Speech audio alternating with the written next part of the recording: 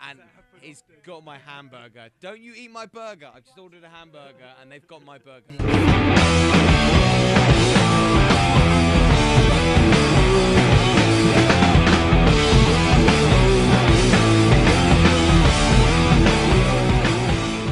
James and Joe, welcome to Those Video Guys. Thank you very much.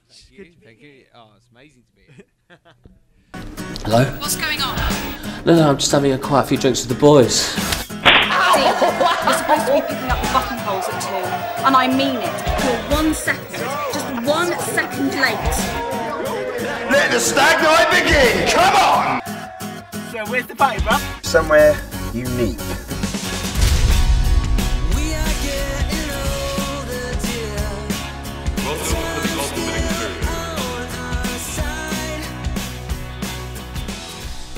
It's my stag night. I'm the groom. Well, boys, want to shoot some zombies? Well then, let's put the dead back where they belong. Welcome to Newton. There's no excuses anymore. There's no excuses you can make. Get 'em good. Tell us about your character in Stag Night of the Dead. Well, I played DJ Ronnie, the Hyman Buster.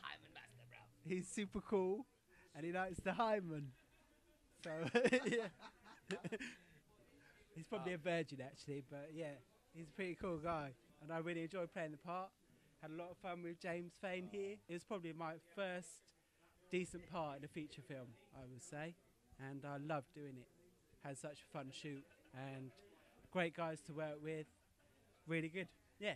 I played TC. It was called TC. No, this is just a lie. But he was called TC because he had Tourette's condition. I don't know if he's actually had a real name or not. But I was kind of one of the both with DJ Ronnie the Hyman Buster. We're supposedly the comedy relief to the movie. But I like to think other people were quite funny too. But it was a great character to play. I've done many roles and researched Tourette's condition for a great deal.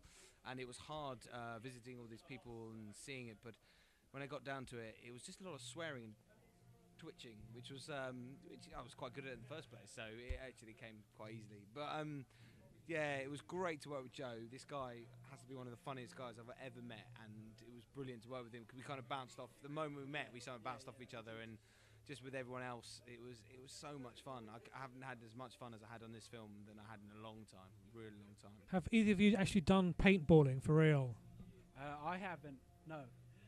Can I just say, I absolutely hate paintballing. I've done it several times, and it really hurts. I don't like it. Fair enough, simple as that. So what was it like on this film? Because you're actually in quite a remote sort of ex-army base, quite sort of cut off from the rest of the world, I can imagine.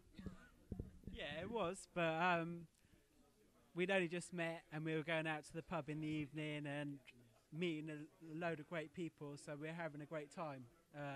It didn't feel remote, because we were just kind of making friends and getting to know each other and just having a good time. Except on the first night when we weren't told where we were staying, and we just said it's a little cottage, here's the address, and we drove out into the middle of nowhere, and literally it was pitch black. There were no traffic lights, not traffic lights, direct directions, no lamps, anything. It was pitch black.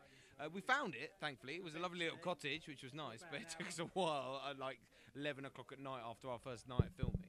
But yeah, it was because we got on really well, like immediately with sort of Bruce and Rez. We were staying in a little cottage with, and we had so much fun. It was really cool. Well, obviously we can't reveal what happens to TC, whether he lives or dies. But I think we can sort of safely talk about DJ Ronnie's transformation into a zombie, because that's actually quite an important part of the storyline.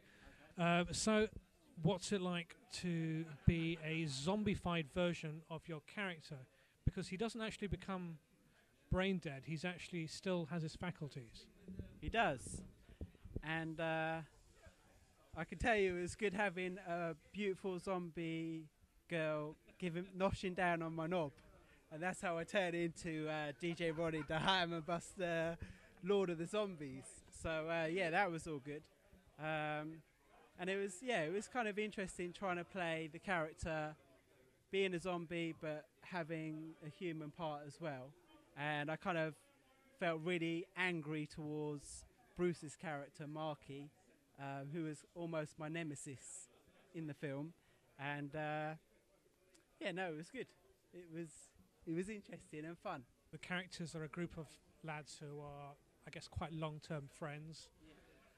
How was it easy to bond straight away with everyone? Did you actually become this sort of group of friends? No, definitely. It felt like, even like we haven't seen each other for ages, but I feel like we made really good mates, even though we don't necessarily keep in touch as much as we should. It's like we made really good mates, and it's like we became the parts in the film almost. I definitely agree with that. It was so much fun just bouncing off each other, because I mean a lot of the stuff, especially in the limo, and when you see the limo scene, a lot of that was improvised, and we just really enjoyed it. And it's weird when you're an actor, you kind of work with a lot of people and you work so closely, you kind of get this bond, and then all of a sudden you don't see them for a year, but then you kind of meet back up. And so this has been such a long time since we actually filmed it, which was a crazy amount of time, but it's still the same. We did bond well, and it was great. It was a really good time, and hopefully it can be seen on screen as well, that we're that good friends. Thank you very much, guys. Get back to your burgers. For me, I wouldn't want to make a film in any other kind of genre, because these guys are just the best. And that goes all the way from what we were saying earlier about the extras who came along and brought something into the film from their own deep-rooted love of the genre, all the way through to the love and support of horror film fans around the world.